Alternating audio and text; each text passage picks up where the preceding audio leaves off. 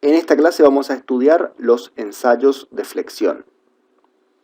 Los ensayos de flexión proporcionan valores para el módulo de elasticidad en flexión, resistencia a la flexión, deformación de flexión a la ruptura y la respuesta tensodeformación por flexión del material. Este ensayo se realiza en una máquina universal de ensayos con un accesorio de flexión que puede ser de 3 o 4 puntos. En particular, este ensayo se lleva a cabo para ensayar materiales frágiles, ya que la probeta provoca problemas metrológicos en el ensayo de tracción debido a su comportamiento de falla. Por ejemplo, es difícil de agarrar una probeta de material frágil sin dañarla en los extremos y por lo tanto influir en el ensayo. Es por eso que surge esta alternativa de ensayo de flexión, en donde no tenemos ese problema y otros con las probetas y la configuración del ensayo. Las dos configuraciones más usuales de este ensayo son de 3 puntos y de 4 puntos. Ambas configuraciones se ven en la imagen. En la configuración de 3 puntos, la viga o muestra descansa sobre 2 apoyos cilíndricos y luego se aplica la carga de forma paulatina en un punto determinado en el centro de la viga mediante otro cilindro. En cambio, en la configuración de 4 puntos, la aplicación de la carga se da sobre 2 puntos distintos. Es decir, que la carga total se distribuye en estos 2 apoyos de arriba. Así, la viga se divide en 3 tercios distintos. Un tercio entre el apoyo de la izquierda y la aplicación de la primera carga, otro tercio entre la aplicación de las 2 cargas y el tercer tercio entre la aplicación de la segunda carga y el apoyo de la derecha.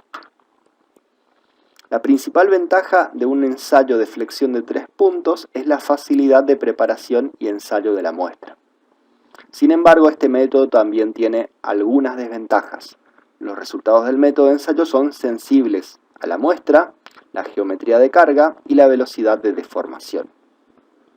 En comparación con la prueba de 3 puntos, en el ensayo de 4 puntos no hay fuerzas de corte en el área entre los 2 pasadores de carga. Es decir, que en la sección central de la viga solo tendremos esfuerzo de flexión. No existirá corte en esta sección central, que es la de mayor flexión y que en general es donde inicia la fractura de los materiales frágiles. Por lo tanto, la prueba de flexión en 4 puntos es especialmente adecuada para materiales frágiles que no pueden soportar muy bien los esfuerzos de corte, por ejemplo el hormigón sin estribos. Veamos ahora algunas normas principales. Existen numerosas normas de ensayo para distintos materiales, ya sea plásticos, cerámicos, metales, materiales compuestos, entre muchos otros. Aquí se listan algunas de las principales normas, no todas, tanto del procedimiento del método, la fabricación de las muestras y la determinación de los resultados. Nuevamente, cada tipo de material tendrá su norma específica tanto para la preparación de la muestra como para la configuración del ensayo y el procedimiento a realizar. Nosotros de ahora en más nos vamos a enfocar en las normas referidas a vigas de hormigón. Las probetas de hormigón en general son vigas que sirven para la determinación de la resistencia a la flexión y deben tener una sección transversal nominal de 150 milímetros por 150 milímetros, como se ve en la figura. La sección debe ser de 150 por 150 milímetros. Además, la viga debe tener por lo menos 530 milímetros de largo. Aquí se ve por norma la configuración del ensayo de flexión de vigas de hormigón por 4 puntos. Tenemos a la viga apoyada en estos rodillos de acero y la carga es aplicada mediante este artefacto también por 2 rodillos de acero, dividiendo así la viga en 3 tercios, como explicamos anteriormente. Las distancias y especificaciones son las que referimos en las diapositivas anteriores. Veamos ahora el procedimiento para aplicar el ensayo de flexión de 4 puntos en vigas de hormigón. Primero hay que llevar los bloques de aplicación de carga en contacto con la superficie de la muestra en los terceros puntos, como vimos anteriormente, y aplicar una precarga de entre el 3 y el 6% de la carga última calculada o estimada para ese material. Se deben medir con galgas de espesores tipo hoja entre 0,1 milímetro y 0,38 milímetros y determinar si existe algún espacio entre la muestra y los bloques de aplicación de carga y ver si es mayor o menor que cada uno de estos calibres en una longitud de aproximadamente 25 milímetros o más.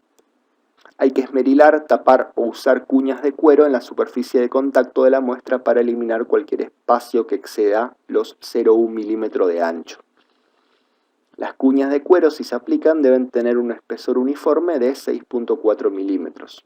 Deben ser de 25 a 50 milímetros de ancho y deben extenderse a lo largo de todo el ancho de la muestra. Luego hay que cargar la muestra de forma continua y sin sacudidas, es decir, sin aplicar la carga con golpes, sino que debe ser algo continuo y paulatino. La carga se aplica a una tasa constante hasta el punto de ruptura. Hay que aplicar la carga a una velocidad que aumente constantemente la tensión extrema de la fibra entre 0,86 y 1,21 megapascales por minuto, hasta que se produzca la ruptura o fractura en el material. La tasa de carga se calcula utilizando la siguiente expresión: S por B por D cuadrado sobre L, donde la velocidad de carga R en meganewton por minuto es igual entonces a la tasa de aumento de la tensión extrema de la fibra en megapascales por minuto, en este rango que vimos anteriormente.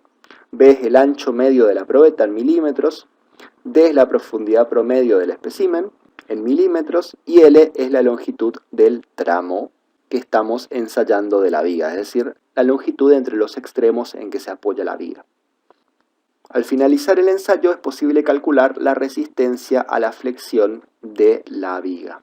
Existen tres posibilidades. Si la fractura se inicia en la superficie de tensión dentro del tercio medio de la longitud del tramo, es decir, entre los extremos de aplicación de la carga, se calcula el módulo de ruptura de la siguiente manera: P por L sobre B por D cuadrado, siendo R el módulo de ruptura en megapascales, P la carga máxima aplicada en newton, L la longitud total del tramo, es decir, la longitud en la que estaba apoyada la viga, en milímetros, B el ancho promedio del espécimen en la fractura y de la profundidad promedio del espécimen en la fractura.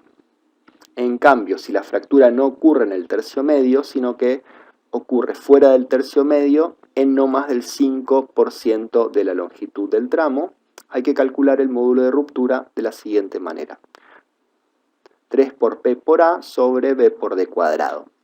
Aquí lo único que cambia es que A es la distancia promedio entre la línea de fractura y el apoyo más cercano en milímetros.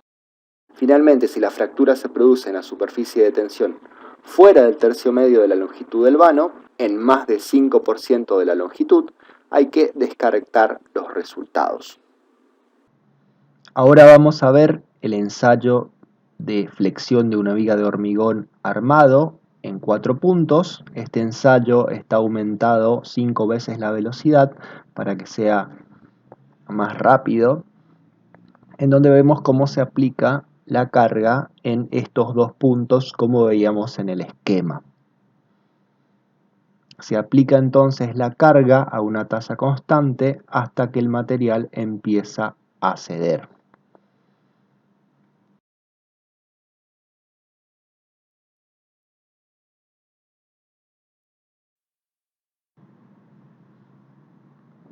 Vemos cómo ahora empieza a aparecer una fisura que se va propagando justo debajo del primer apoyo, en donde vemos cómo esa fisura justamente se va propagando, hasta que finalmente la viga no resiste más carga, termina el ensayo y se descarga el material.